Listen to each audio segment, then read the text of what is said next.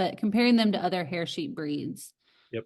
So like, because a lot of people will try to compare, a Katahdin to like a Dorper. Like there's a big difference there, and like an Australian white to a Dorper. What?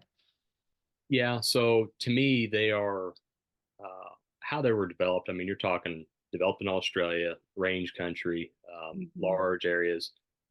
So that comes back to balance. How well is the animal balanced from a structural standpoint? And Graham really hit the nail on the head with how he has properly balanced these: the leg structure, the foot structure, the dark pigmentation where needed. I mean, things like that.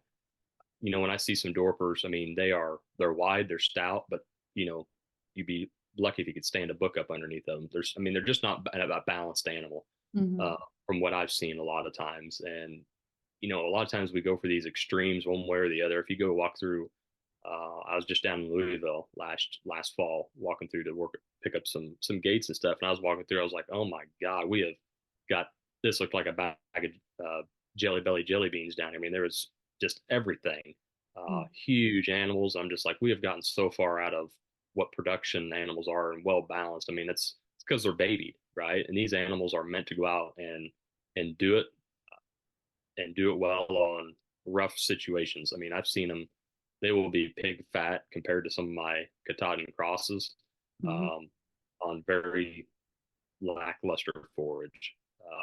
They'll be on multiple rows while the Katahdins are out eating the clover. I mean, it's crazy to watch those grazing instincts. They group up together more so. I mean, they'll almost segregate themselves. If you run Aussies with some Katahdins, they'll almost it's crazy to watch how they'll go graze in certain areas, and the Katahdin crosses will be, and I'm not picking on Katahdins, but that's just what I've got.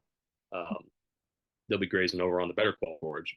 The others will be over on what you think is absolute junk, and they'll be picked at. So it's pretty interesting to see how well adapted they are to any situation and what they can get by on forage wise. You Yeah. can almost over if you have too good a forage, they'll be loose, and you can almost go backwards that way. So Right. um, Well, I hope that you guys liked that short little snippet from one of our episodes of Feed the Sheep podcast. Be sure that you're subscribed. Ring that notification bell. That way you know when the full episode is posted to our channel. We will see you guys in the next one. Bye.